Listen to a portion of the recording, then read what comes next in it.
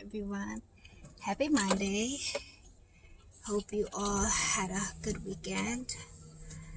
Today's about November 16th already. Middle of November, almost Thanksgiving, almost December. Woo, it's going by so fast. It's crazy. We've had some crazy weather. It's been super hot and it's been pretty cold, and today's gorgeous. It looks like such a nice fall day. So I hope you all are enjoying that.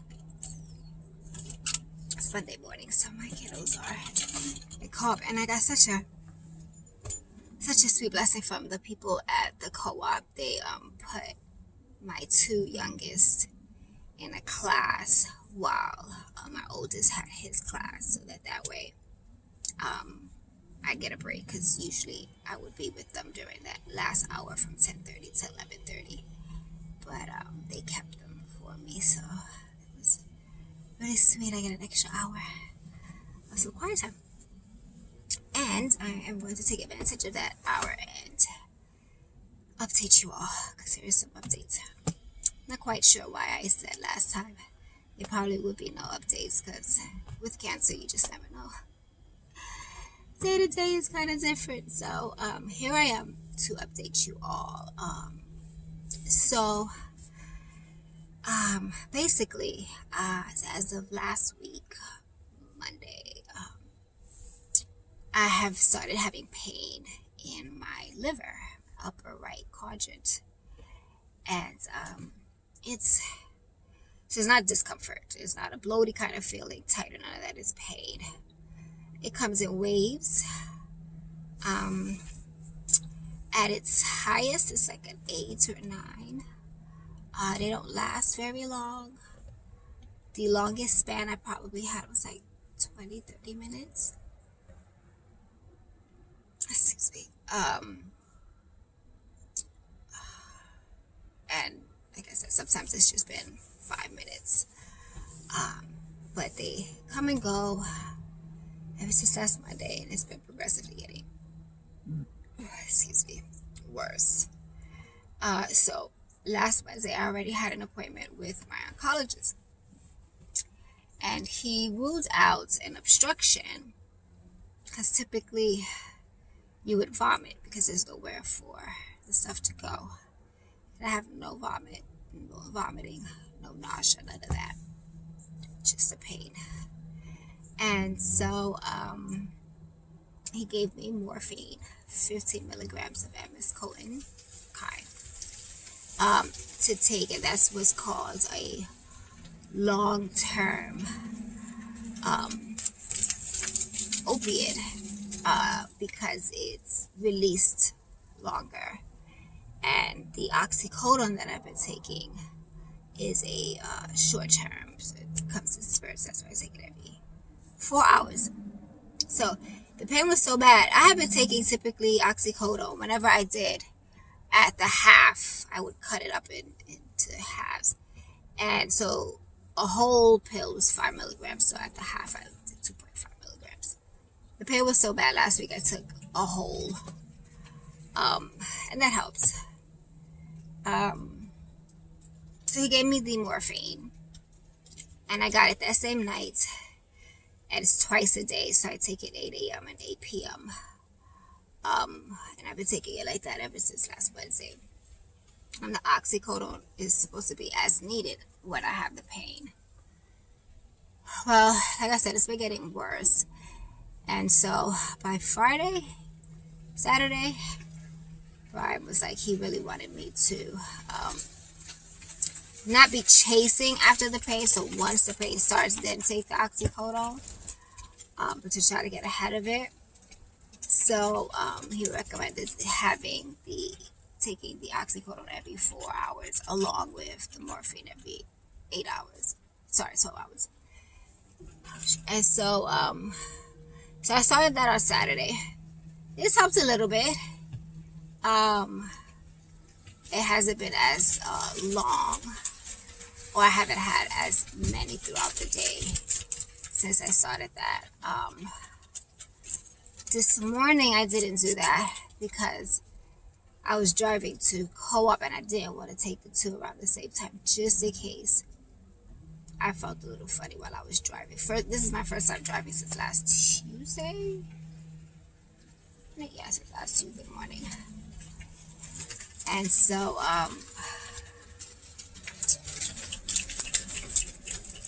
yes, I took it after I got to co-op. And I feel okay. But when I did first take both Wednesday night, the oxycodone and the morphine, I was so loopy, very incoherent, very sleepy, of course. But since then, because I haven't taken them at the exact same time together simultaneously, but I haven't been, it hasn't been as bad as that loopy feeling, but I definitely have been more sleepy, especially at night. So I'll be talking to Brian sometimes and I have my eyes closed and he's going to sleep. And I was like, no, I hear everything you're saying. I just have my eyes closed. So I'll be texting at night and falling asleep, or I'll send the wrong words to not related at all to that text message. At night it's been bad. I can barely keep my eyes open. So that's I've also had very dry mouth, very, very, very dry mouth. Let's see what else. Itching, a lot of itching. I had started itching before, but it wasn't this bad. And my oncologist on Wednesday said that that's normal with opioids to itch a lot. So I'm itching a lot. He recommends a Claritin for that, so I've been taking that. I don't know if it helps, but let's see. Sleeping has been fine, except for, like I say, if I get up in the middle of the night to take those oxycodone every 4 hours. But once I fall asleep, I'm fine. Or if I get up because I'm having an itchy attack or gotta use the bathroom. Other than that, sleeping has been fine. So I just had a call, again, another planned call with the palliative care nurse, and she rocks, man. Really felt like she was advocating for me because she suggested that although it might not be a complete bowel obstruction in my colon, or my intestines, it could be just a slight stool. So as far as constipation, sorry, I gotta back up. As far as constipation, I've been taking the Miralax. Dr. Dunning said I could even increase it to 4 or 5 times, as much as I needed to. I haven't gotten up that many times, but I can increase the Miralax. So I'm at like 3 times. I think once or twice I took it at 4. I'm usually like 2 or 3 times a day, the Miralax with prune juice. And I still take the Gas X, some tea. What else?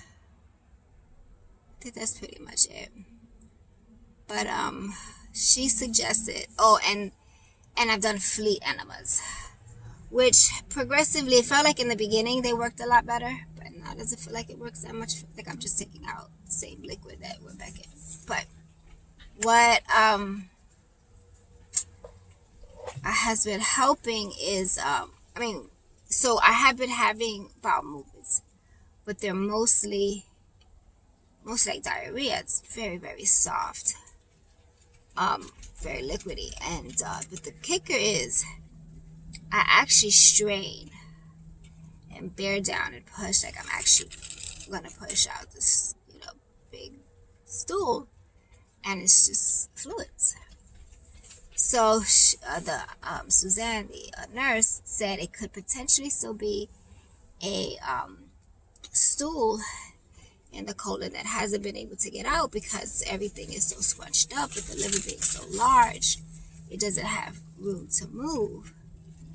And so she suggested getting an image done just of the area to see if there's something up there. If there's not, great, keep it moving. If it is, hospitals have like that strong grade enema. They can really get up in there and get it all out, and that's what I want. I want to see what's in there, see what's going on, flush it out, get it out, whatever it takes. Let's keep it moving. So, it's so funny because at first she wanted like to talk to Dr. Dunnigan, and protocol order, you follow the doctor.